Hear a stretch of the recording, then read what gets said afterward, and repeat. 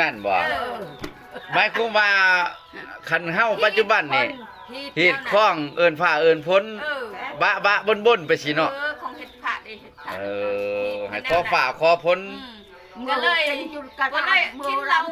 เราเด้เฮ็ดผ้าอยู่บ้านมีเราให้ไก่ต้มข้างแน่เลยมาว่าสิมาอันนั้นมากินอันนั้นเฮ็ด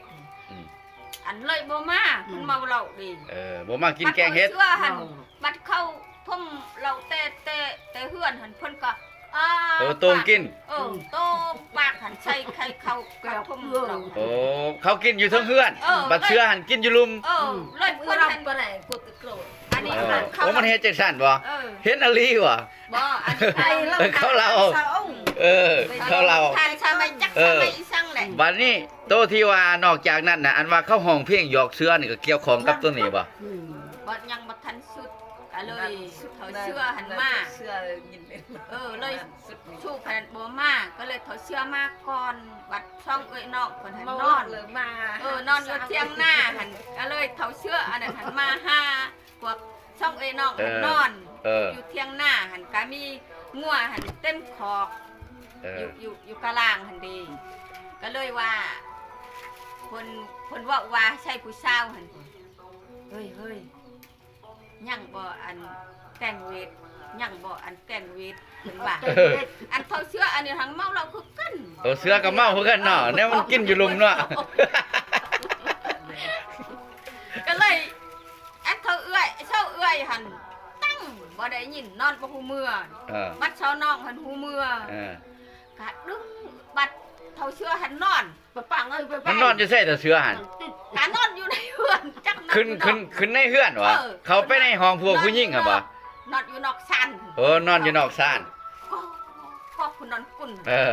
พอเช้าผู้นอกดึงเอื้อยเพิ่นบ่อนปองเอียงนั่นเด้คนมีปองเอียงอันนี้ก็ขอกหัวเนาะเพิ่นก็ดึงเอื้อยเพิ่นหัน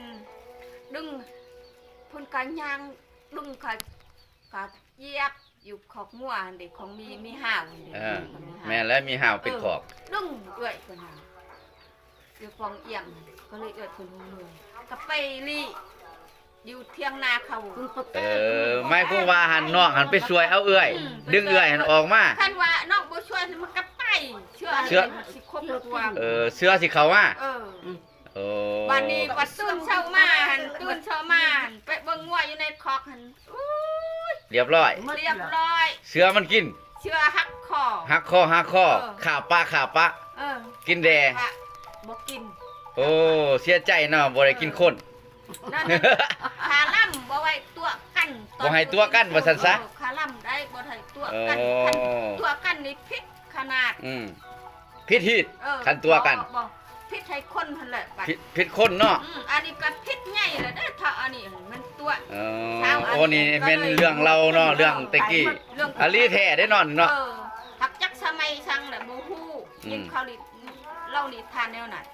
บัดเกี่ยวกับห้องเพลงหยอกเสือเด้มันมาตอนใดนั่นสมัยนั้นอันนี้บ่แม่นห้องเพลงอันนี้ตีละนาดหยอกเสือคนแต่ก่อนแต่ดึกดำบรรพ์นี่นั้นยังมีบ่ลูกหลานเล่นหลอนเพิ่นอยู่กับบ้านนี่ผู้ที่ว่า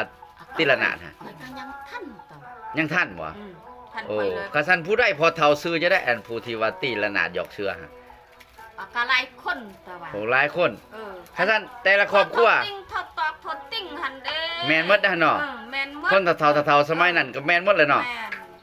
ที่ว่าตีละนาดหยอกเสือหั่นเพิ่นตีเฮ็ดซั่งนั่นเหตุผลนั่นเพิ่นตีเฮ็ดซั่งเฮ็ดฮีดเด้มื้อนี้ก็เฮ็ดฮีดตีละนาดสอดแจ้งอันพันมาน่ะตีเตเพชรพระเบ้งในบุญพระเบ้งบ่เพิ่นตีหยอกเสือเป็นบทเพลงบทก้อนเพิ่นเพิ่นมีเขาเรามีเผาอันนั้นตีตามเขาเว้าหั่นตีแนวได้น่ะร้องห้องให้ฟังเบิ่งหั่น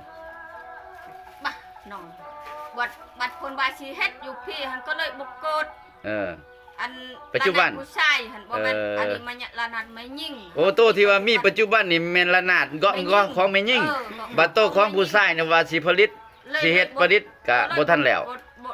บ่เกินเนาะแต่ว่ายังจืออยู่บ่อันสำเนียงที่ว่าเขาตีละนาดผู้ชายหยอกเสือฮะ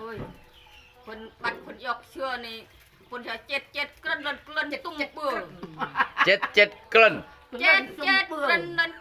ตุ่มเปื่อเจ็ดกลั่นตุ่มเปื่ พี่ อ เชื่อซากกูดัง พี่เชื่อซากูดังยาผมก็เพิ่งให้อลีได้ เสือบ่หายเอ้าคันว่าตอนเฮาเฮ็ดหีดเฮ็ดข้องแบบซั่นหันเสือหันเพิ่นมากวนบ่เสือหัน จะต้องเลย บ่กวน สิเปิงตังจุดช่วงมังก็สิก็ช่วงเจียวปักแปลมึงงานอะไรงาติด กะลับบ่ให้เนาะตอน3โมงนี่บ่ให้เฮ็ดแนวนั้นทีละนาดยันเชื่อ มัน หาย นัด บ่ทอ5โมงจักได้เปิด โอ้ ตีแบบนั้น ให้มันไปตามโมงเวลามันคันไปตี3โมงปั๊บแล้วเพิ่นให้ กะมา โอ้ กะมา มันยังนอนอยู่เนาะ ไง เขาเล่านิทานน่ะนะ ทานไงก็นึง บั จะ ด มา สมั ฟั ย ง พวกข่อยเห็นบ่มีแล้วเชื่อสิไปกวนบ่มี บ่มีแล้วเนาะอันนั้นยุคก่อนเนาะ ในยุคก่อนสมัยจักสมัยใดแหละ บัดนี้ดำรงชีวิตอยู่เทิงผู้แนวนั้นหั่นเวลาเขาสิอันน่ะมีอันน่ะการฟ้อนบ่หรือว่าการอันน่ะแต่งดองอีกทั้งต่างๆนี่แบบใดบ่มีบ่มีแต่นอนสู้ นอนชุบบัดแต่งดองกันกินป้า กินป้า มีแต่นุ่งเสื้อแบบบ่เชื่ออนุรักษ์ชิ้นอนุรักษ์บ่มีผูกคอผูกแขนมีแต่คันคอยจุเมื่อน้ำเจ้าไปกินข้าวน้ำคอยก้อนเนาะสิไปกินน้ำเจ้าอยู่เลย อ๋อ บ่เปลือง บ่มีภายผู้แขน ปานมืออื่น ผู้อื่นได้ไปตักน้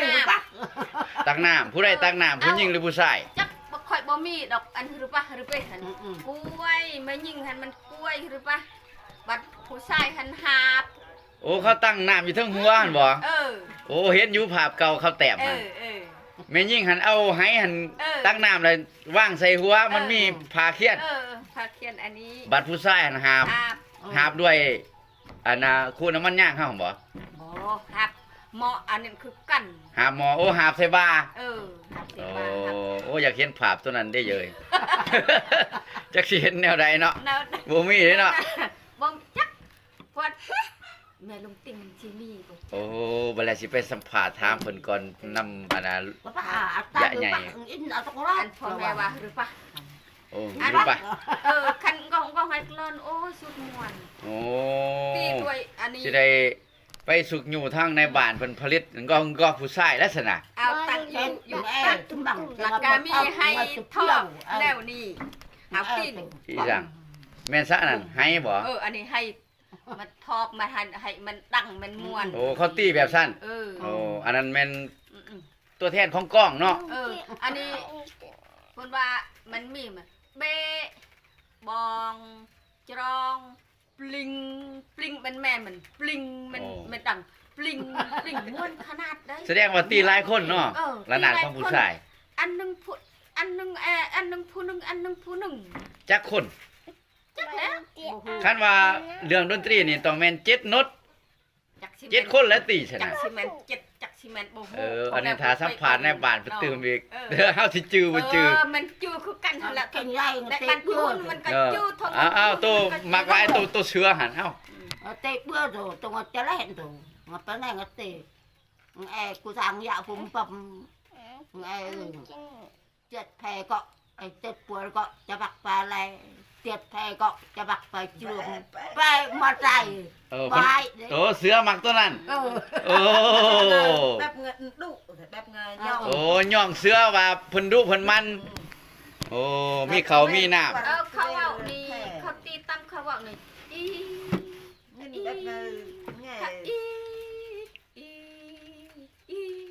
อีเด้เป็นเด้ โอ้ ทางตีหั่นม่วนเด้ เขาตี อี มันมีลายมืออยู่ สำเนียงมันเนาะทำนองมัน อี โอ้ม่วนได้เนาะ อี โอ้สิไปสั่งเสียงดนตรี ย้อนยุคอีกแล้วนี่ ได้ยินม่วนคือกันบัดเข้าเฮ็ดพระเองนี่ข่อยนอนแล้วอยู่เทิงหั่นข่อยสิเมื่อนอนอยู่บ้านบัดเข้านอนเช้าหั่นนอนเช้ามื้อนั้นหั่นมีเราให้เพิ่นเสียเราให้ได้ผู้สาวหั่น